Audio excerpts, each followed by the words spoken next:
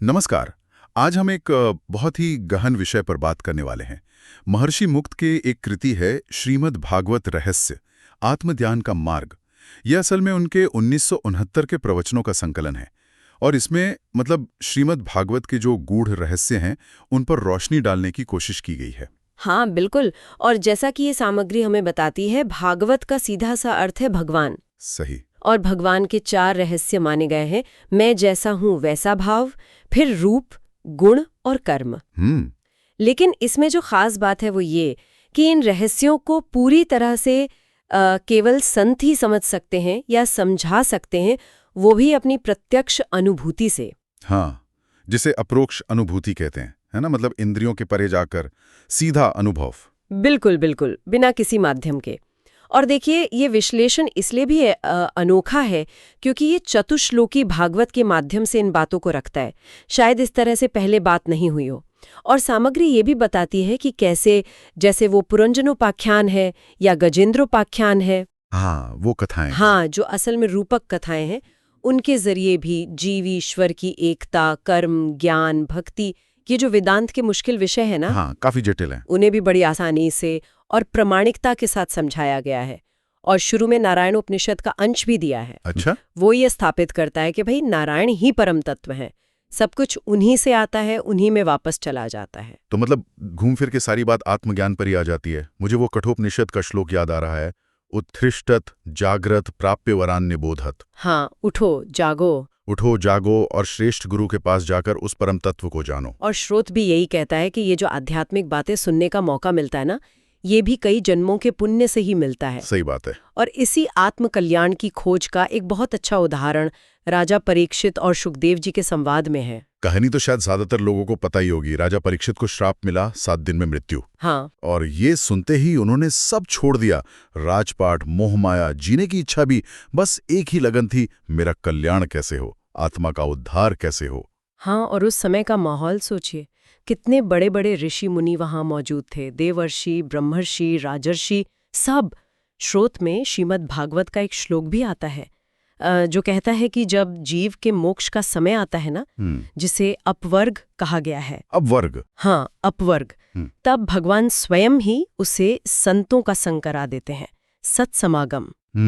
और अपवर्ग शब्द का अर्थ भी बड़ा गहरा बताया है। अच्छा, क्या? जहां प वर्ग ना हो, मतलब प से पाप, फ से फल की इच्छा, ब से बंधन, भ से भय और म से मान।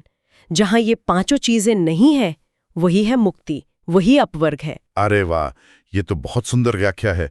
प फ ब भ म, इनसे मुक्ति। हाँ जी। और तभी ठीक उसी समय एकदम तेजस्वी 16 साल के दिगंबर वेश में स्वामी सुखदेव जी वहां आते हैं। हाँ। और राजा परीक्षित ने फौरन उनसे वही सवाल पूछा जो उनके मन में चल रहा था, हे प्रभु, सिर्फ 7 दिन है मेरे पास, मेरा उद्धार कैसे होगा? और सुखदेव जी ने इस प्रश्न की बहुत तारीफ की। कहा, वर्यानेषु ते प्रश्न, मतलब कि ये प्रश्न बहुत श्रेष्ठ है। क्यों? हाँ, क्यों? क्योंकि ये सिर्फ राजा के अपने लिए नहीं था, ये तो पूरी दुनिया के कल्याण के लिए पूछा गया सवाल था। और आत्मज्ञानियों के लिए सबसे महत्वपूर्ण सवाल यही है। अच्छा। स्रोत कहता है कि इससे जरूरी सवाल कोई हो ही नहीं सकता।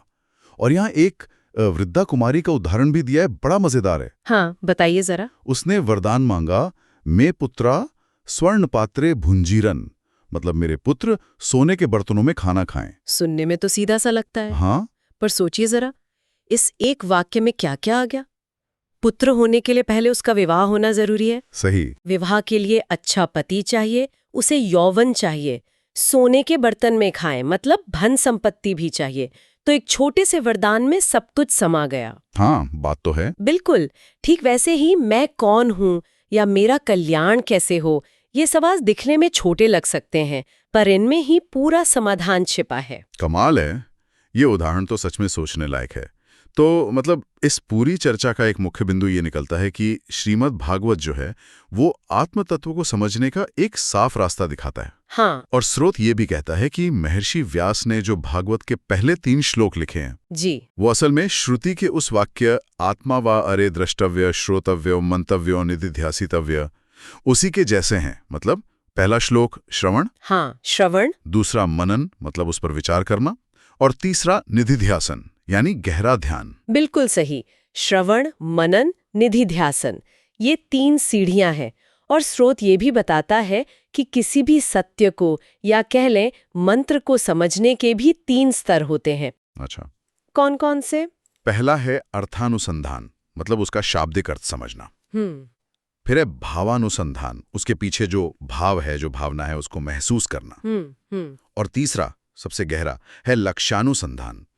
उसका असली लक्ष्य क्या है, वो किस परम तत्व की ओर इशारा कर रहा है, उसको पकड़ना। अर्थ, भाव और लक्ष्य। ठीक। हाँ, और इन प्रक्रियाओं का महत्व भी बताया गया है।